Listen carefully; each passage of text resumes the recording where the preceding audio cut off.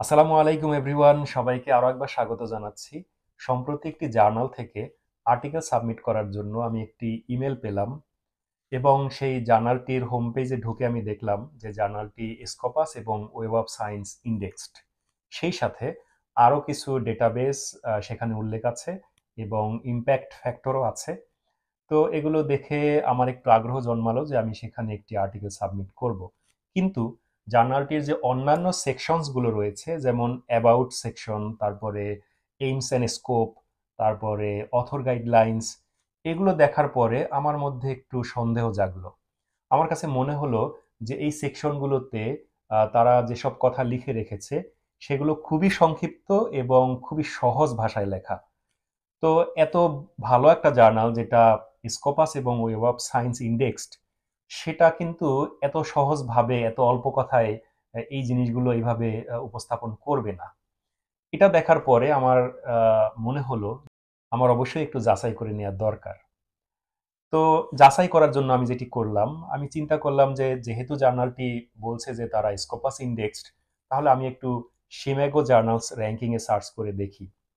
তো যথারীতি আমি শিমাগো জার্নালস র্যাঙ্কিং এ সার্চ করলাম। সার্চ অপশনে গিয়ে লেখার পরে আমি যেটি দেখতে পেলাম সেটি হচ্ছে যে অনেকটা কাছাকাছি নামের আরেকটি জার্নাল, সেটি স্কোপাস ইন্ডেক্সড এবং ওয়েব অফ সায়েন্স ইন্ডেক্সড, কিন্তু এই জার্নালটি নয়।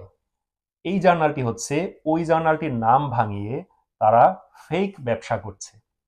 অর্থাৎ তারা যে ইম্প্যাক্ট ফ্যাক্টরের কথা বলছে, তারা যে Scopus web of science indexing সার্ভিসের কথা বলছে, সেগুলি টোটালি ফেক, টোটালি ভুয়া।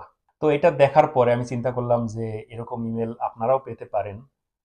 তাই আমার মনে হলো যে আমি এই ব্যাপারটি সবার সাথে শেয়ার করি যে এরকম বিভিন্ন সময়ে বিভিন্ন জার্নাল আমাদেরকে ইমেল পাঠাতে পারে, অথবা যে কোনো ব্যক্তি আমাদেরকে বলতে পারে যে এই জার্নালে আপনি পেপার পাবলিশ করতে পারেন। তো আমাদের কারো কথা শুনে কিংবা এরকম ইমেলে যে তথ্যগুলো দেয়া থাকে সেগুলো কিন্তু সবসময় সঠিক নাও হতে পারে। তাই এরকম ইমেল দেখেই আমাদের পেপার সাবমিট করা উচিত না, আমাদের একটু যাচাই বাছাই করে নেওয়া উচিত।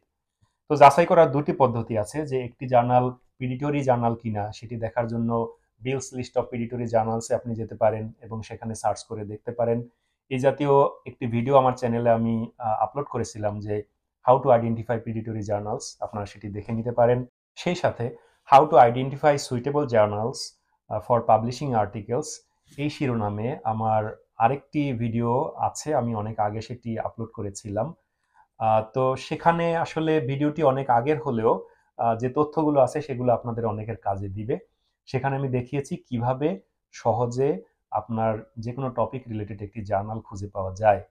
তো আপনি সবসময় মাথায় রাখবেন এই দুইটা ওয়েবসাইটের কথা যে কোনো জার্নাল যাচাই করার জন্য। একটি হচ্ছে জার্নালটি পিডিটরি জার্নাল কিনা সেটি দেখার জন্য পিডিটরি লিস্টে খুঁজতে হবে।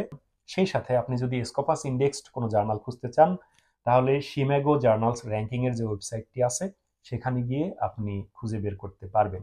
তো সবাইকে সতর্ক করার জন্য মূলত এই ভিডিওটি, যে আমরা যখন এরকম কোনো ইমেল পাবো কিংবা কেউ আমাদেরকে বলবে যে এই জার্নালটিতে আপনি আর্টিকেল পাবলিশ করতে পারেন, তো আমরা তাদের কথা শুনে কিংবা সেই ইমেলের তথ্যগুলো ভালো মতো যাচাই না করে আমরা যেন কোনো আর্টিকেল বা রিসার্চ পেপার আমরা সাবমিট না করি।